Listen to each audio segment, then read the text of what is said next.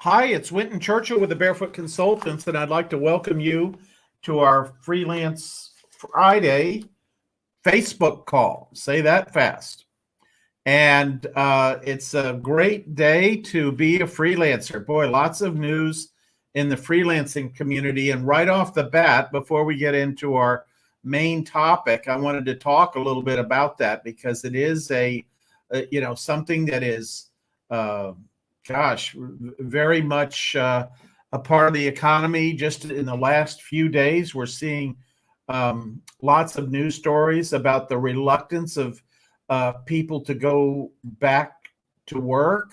And so I wanted to share a few articles that I just was looking over this morning and it kind of show you what I'm talking about here.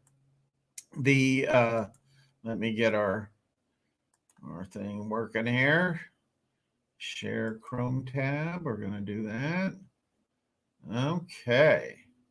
So here's the first of about 6 articles, and we're going to go through this relatively quickly. We're not going to spend a lot of time on it. But the idea is that as small businesses recover from the pandemic, the new obstacle is finding workers. And they're just reconstituting their workforces. They're trying to hire people back. Of course, one of the challenges is that many of the unemployment benefits are continuing. So, and there are people that are earning more from their unemployment benefits than they are from their going back to their jobs. So that's a structural problem. But that goes away pretty fast over the next few months as all those benefits are basically expiring. But small businesses are going to be the hardest hit in this, and they don't have the resources to go out and start interviewing people. Many small businesses are much thinner in staffing than large corporations, where large corporations can do lots of things. So this article from CNBC, and I'll put this in the chat window so you can take a look and read about that. And there was a survey by the National Federation of Independent Businesses. So you'll want to take a look at their site and just see what's going on. And let me pop this into the chat window here so you can take a look at that article. And there it goes rippling around our site there. And so the next thing we're going to take a look at is an article from the Wall Street Journal. And this is just, I think it's out today, if I'm not mistaken. We'll get over to the Chrome. And this is one of those crazy things that you have to have a subscription in order to read the article. But this gives a lot of insight as to why millions of people are unemployed and why companies can't find workers. I mean, this is a real paradox. And, what we know right now is the economy is pretty red hot. There's a lot of pent-up demand for services, for travel, for getting out and eating in restaurants and that kind of thing. And, unemployment's still far higher than it was pre-COVID. And so there's various factors affecting this. There's on the positive side, you had higher vaccination rates. Lockdowns are easing an enormous amount of federal aid is boosting spending for goods and services. And employees in the manufacturing, restaurant, and construction are struggling to find workers. And if you're a freelancer, you might say, well, that has nothing to do with what I do. Is I do proofreading, I write articles, I make PowerPoint presentations, I do customer service. But there's those jobs in all of those companies. And what they're doing, many companies are taking employees that did come back, that know something about the employee, the organization, and the processes, and they're putting them into different jobs. So they have to backfill all those sort of staff and office positions where they're putting people that were formerly in office staff and office positions onto the front lines.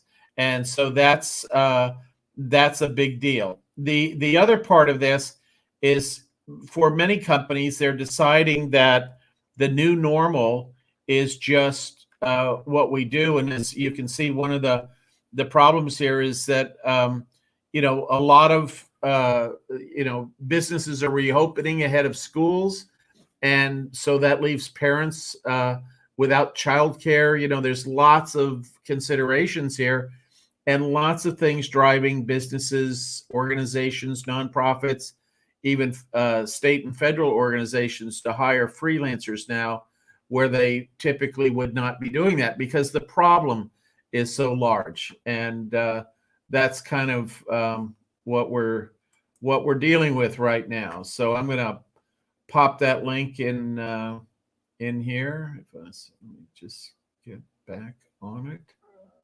Holy smokes, it disappeared.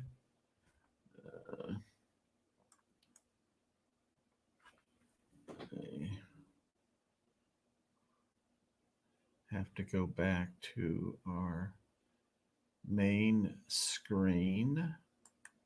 There we go. And then there's this next article here that talks about a different aspect, but still another big driver of, hey, Tom, how you doing? I see Tom's checking in here.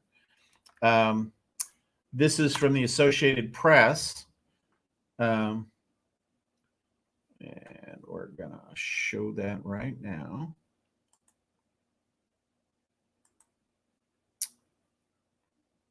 Let's see.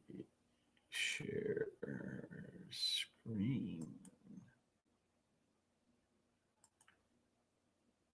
Tab AP. And this comes at the whole thing from a different angle. It talks about how people were changed by the pandemic. It was a super big pause to stop and reflect on your life. And it created a lot of angst among people, and they had lots of time to rethink their job and their life and what they're doing and where they're living and the pace of life. And are they doing what they want? Are they seeing their kids as often as they want to see them? How much do you give up? And when you get to work from home, you go, it's like flipping a switch from having to commute an hour a day, spending time, getting up, getting dressed, driving to work, getting into the parking lot, going from the parking lot to the office building and sitting in meetings all day and that kind of thing. And that's one of the great things, is that a lot of that wasted time is taken out of the equation. Because if you think about the things you're doing at work, is you're having to go into work and, first of all, the commute. Next, you're looking at all the wasted meetings. And, by some estimates of people working in organizations, half of all the meetings, over half, are considered a waste of time. And anybody that's ever been in a corporation or government organization or something like that, you probably would say, oh, it's even more than that. And you're probably right. So this is a very interesting article talking about this whole idea of thinking about your life and what are you going to do, and is it worth it? And a lot of people, of course, were living in the city, which the cities have really been impacted because so many people close together. A lot of people have now moved to the country, and a lot of people initially moved to the city because they had they wanted to get the higher pay. They wanted to be closer to the job. There were a lot of things that happened there. And I see Christopher's on the line. Good to see you, Christopher. And talking about thinking back to being in practice. I know you're a chiropractor, and communicating between two offices. Yes, the time in your car. And we used to make that pleasant. We used to listen to books on tape initially, and then we'd listen to, Spotify and favorite talk shows and that kind of thing. But yes, that's a great way to think of it. The Beltway time bandits. And the Beltway is especially fraught. I remember many years ago, they built the the ring around that area. That was the freeway that was supposed to relieve all the traffic, and then it did for about 10 minutes, and then the traffic built out on the ring, and then they had to build another interstate ring basically around that, and then that got full up. And of course, now it's a little bit different, but yeah, it's just that wasteful time. I had the good fortune of, for most of the last 10 years of my career, it was kind of good news, bad news. The good news was I lived 1.3 miles from my office, so it took me about 10 minutes to get there. It was an easy hop. But then the other part of that is that I worked, the work that I was doing involved a lot of travel. And the last year I worked for one company, I had made 120 trips out of LAX, 2-3 day trips kind of thing. And that just makes you crazy. And that's obviously another form of commuting. I was going back and forth. And yeah, Christopher's got an interesting comment here. Yes. Okay. I see what yes. They're supposed to create 3 rings, and only one was built. And yeah, so I spent a fair amount of time in what was it? The 90s going to Washington for various things. And, I remember the new airport that's out in Vienna there, the IAD. It was a breeze to get into town, and then it just got worse and worse and worse. So it was incredible traffic impact and crunch. And do you really want to spend your time doing that kind of thing? And so I've got another article here, and I promise I'm going to talk about the speed bumps, but I was just stunned by the volume of articles out there. Here's another article. Let me reconfigure this little StreamYard thing so I can share that. We'll get this up there, and we will press that button and then press this one. There we go.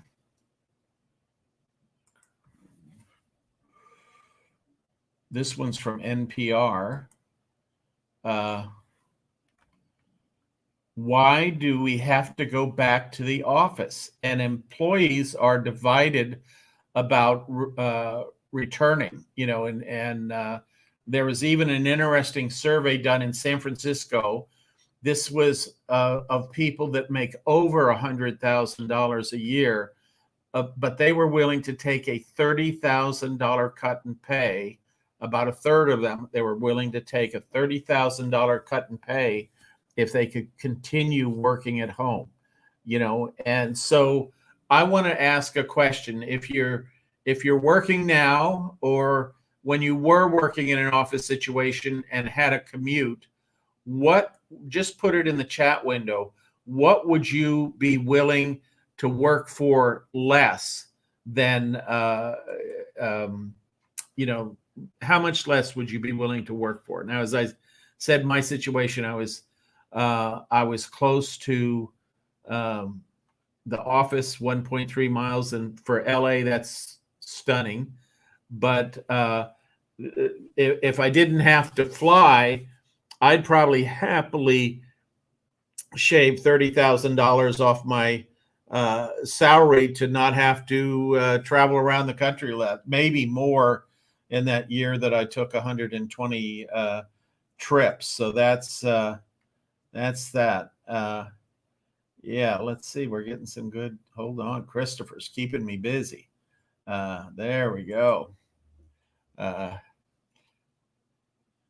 Yes, the DC didn't grow that big. A lot of the surrounding cities grew bigger in Virginia and Baltimore and some of the other cities. So that's, but yes, the pandemic effect is really shaking up the employment. Yeah, $30K pay cut seems like a lot, but think about how much time you get back. If you make, let's see, we'll do this calculation. If you make $100,000 a year, say, and you go back to $70,000, but you're commuting about 250 days a year. That's the typical work day, the Monday through Friday, exclusive of holidays. And if you could do that less, how much time does that give back to you? I mean, I interview people from time to time and say, commuting wise, what was your time, the total amount of time that you spent versus from when you now work at home? So I'm interviewing freelancers typically, and they'll say it gives them back 3 hours a day. That's a fairly common thing. Some people too that had less of a commute, but if they don't have to commute to work, if they don't have to get up and put on the corporate wardrobe, basically, if they don't, they spend an hour grabbing lunch at work, which could be sort of looked at as wasted time. They commute home, and everybody that's ever had a job knows that you don't walk in the door from your home commute and just immediately go into what you love to do. You have to have that kind of decompression from time in the office. And so that was, that 3 hours. So on 250 days, that'd be 750 hours.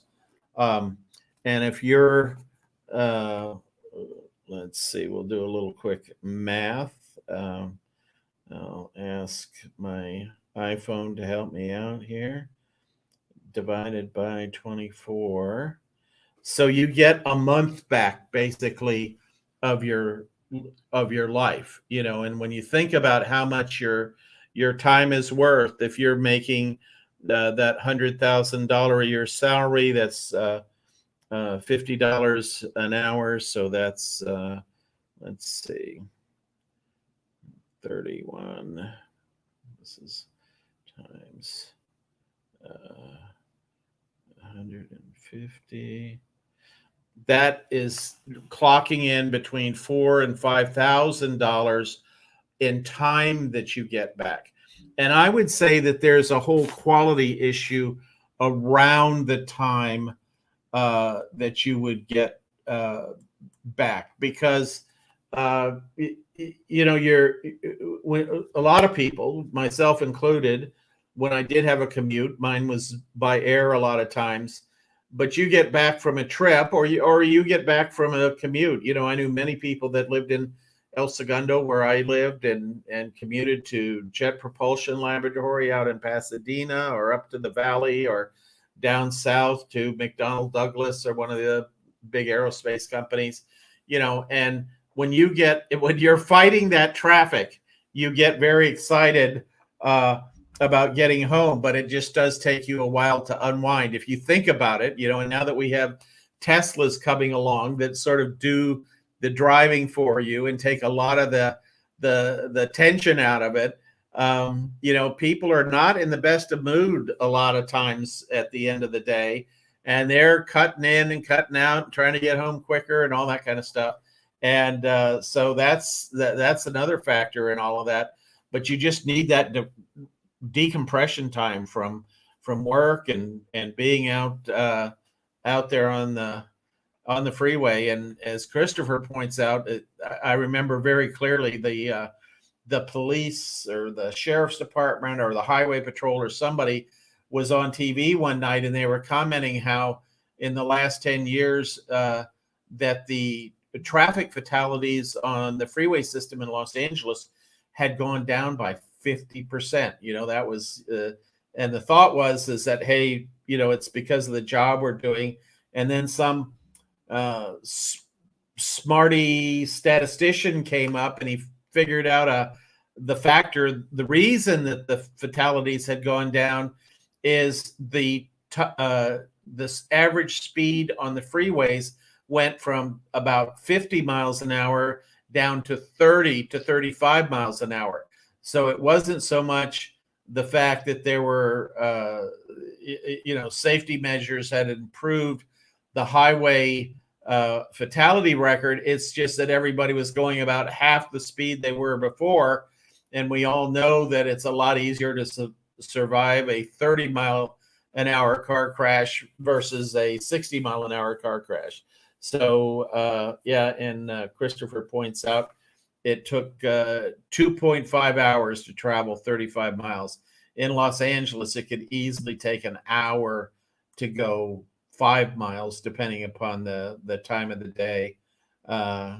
You've got a much better deal, I would imagine, living on Coronado Island, especially if you can stay on Coronado Island and not have to cross the bridge there down in San Diego. And yes, if you commute from the bedroom to your home office, it's incredible. It's exactly what you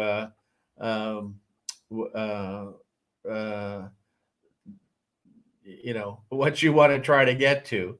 And Tom mentioned that, yes, it's, New York used to be the gold standard in a negative way about traffic. And then it was all this. So, very interesting. All right. As promised, I'm going to get to our topic for today, but as I was doing some research, I saw a lot of interesting articles that really speak to this point of reasons that people are turning to freelancing, reasons that organizations are. People just don't want to go back to work, and they need people to fill in to do those jobs. They're now more than they've ever been receptive to the idea of working at home, having employees work from home, having freelancers work from home. For many years, for 20 years that I've been on the Freelance Network, there's been this, we've got to protect our data. We can't let our documents outside the office building, blah, blah, blah, blah, blah. And of course, that's not true at all, is that people are very productive when they work from home. They can maintain security through technology setups and that kind of thing. That's all been kind of worked out so people can do that. So let's get to our topic, talking a little bit about the three barriers that baby boomers run into as they get started. And I would call some of these are tactical, some of them are mindset. But the first one I want to talk about is mindset.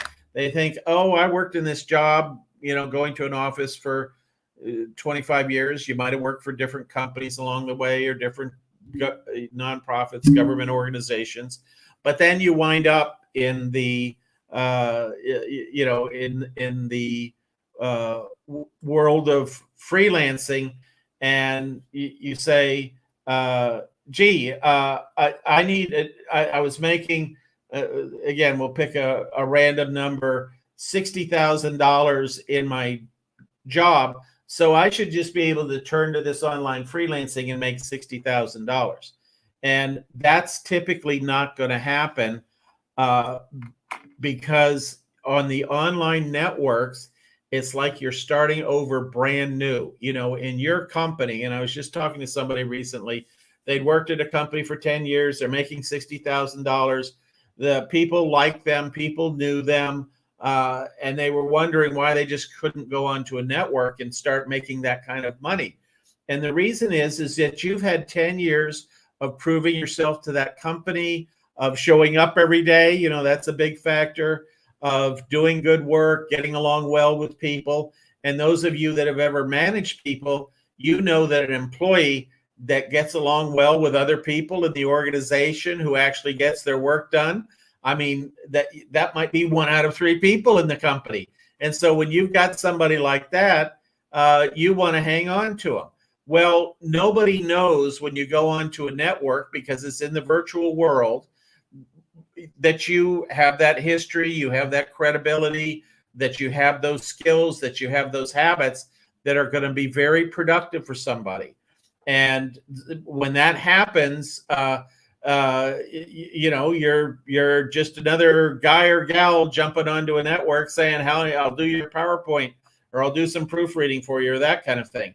And so what they're going to do is they're going to give you a very simple job to do to see if you really have skills. And if you've ever, again, managed people, hired people, you can always tell by the little things that somebody does really is a kind of a showcase of what their skill set is.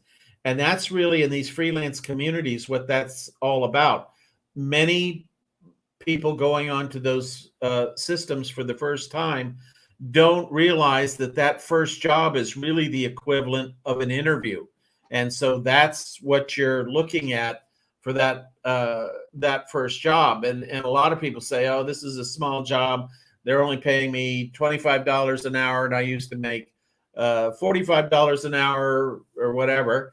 And they kind of turn their nose up at it. And no, this is like filling out the job application. You know, when back in the way old days, when you used to fill out your job application by hand, you know, you'd go into a place and you might sit there in a chair and fill it out and just you know, read it. And Christopher says, yeah, those are auditions, exactly, just like you have in LA for a TV series or a movie or something like that. And so you really have to do a good job on those. And as Christopher points out, that a lot of virtual assistants have been evaluated this way. Give them a simple job. Write an email to somebody that didn't get their product, or write an email to somebody scheduling a meeting. And if you're used to doing that, and you get 5 different people to write that exact same email, you'll see who knows how to do that and who doesn't. And that really helps you hire that. So getting your mindset around this idea is very important. You're not going to scoot up the ladder. I will say that you have a much better chance of making it up that ladder quickly, though, than you ever did in your career, because your information and the quality of your work and the ratings that your clients give you in a freelance network can be immediately viewed after you finish that job by many other freelance buyers that are looking for talent. So you're always pointed out to people that are looking for certain tasks and that kind of thing. So that's a very important thing to know. And the shifting the mindset to that recommendation kind of a thing is one of the first things. The next thing is people think that I will just cut and paste my resume in here and that will be sufficient for me to get started working online. And there online, you have something called a profile. Your resume is completely different from your profile. Your resume tends to be very comprehensive. Everything you ever did, any skill you ever had, you know, it's like a shopping list of everything. And it's typically in reverse chronological order.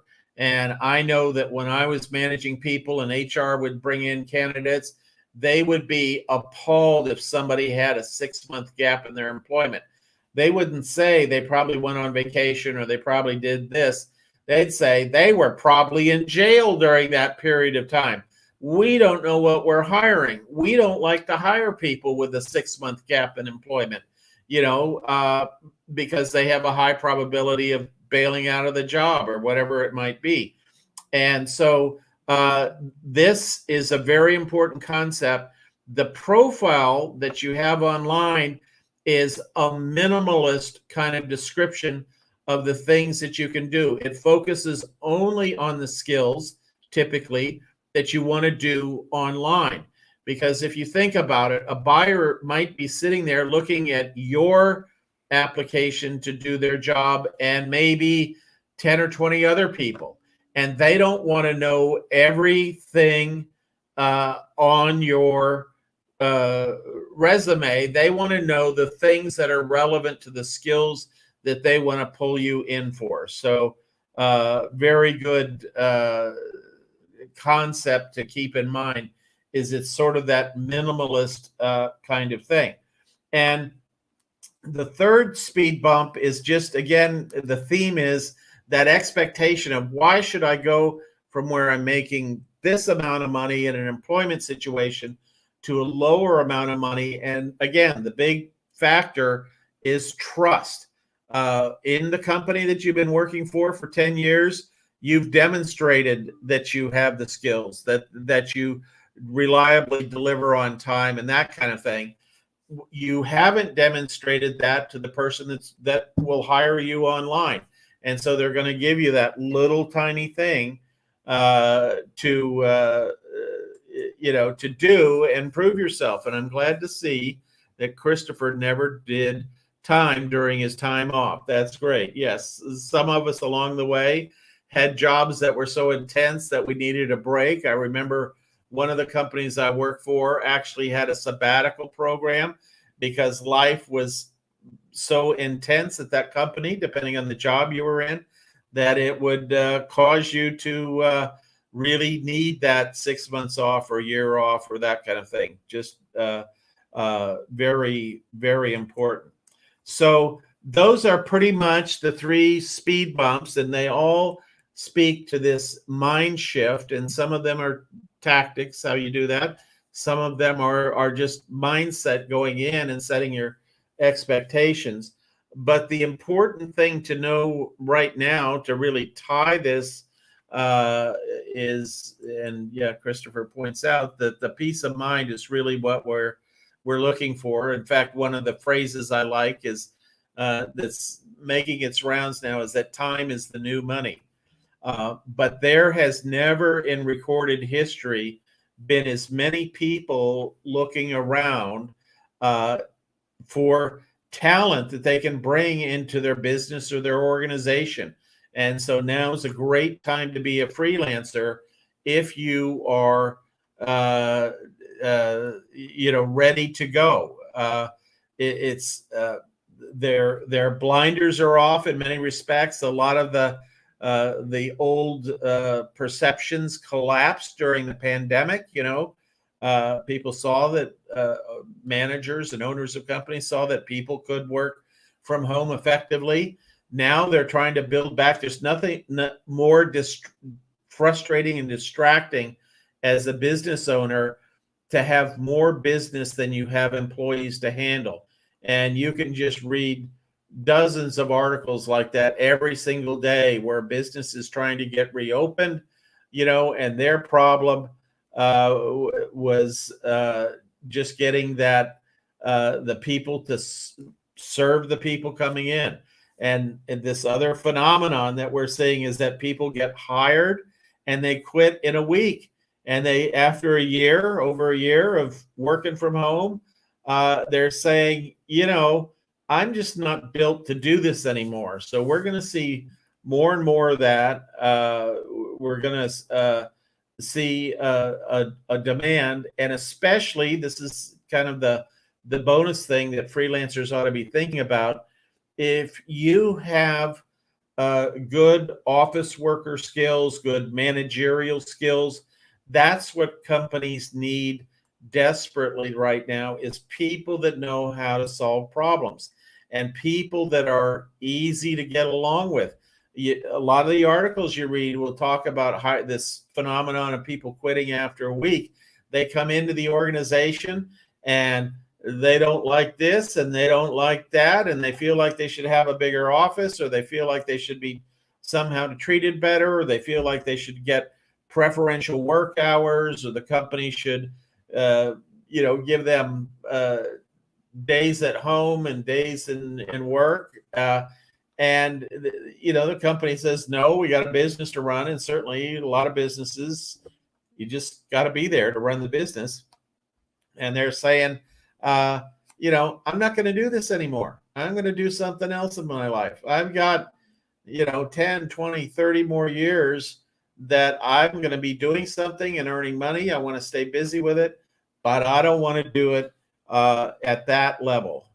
And as Christopher says, and he must know the true definition of freelance, it was basically hiring a lance. I guess the word freelance, because I looked it up once, Of course, it was on the internet, so it might be fake news, but I think it relates back to the 14th century, where uh, cities and governments and private landowners would hire basically a lance, somebody with a sword, to guard their country, farm, whatever it might be. And so, and of course, we have uh, the lances. I guess they're called lances on horseback, when two people kind of run towards each other and get try to knock each other off the horse, and those frequently ended badly. Uh, oh, this is interesting. And I hear a lot of people that say, well, before I freelance, do you think I should go back to school and learn something? And this is what is coming up, is that uh, you know you have, particularly if you're 50 and above, you have the skills you need to successfully freelance right now.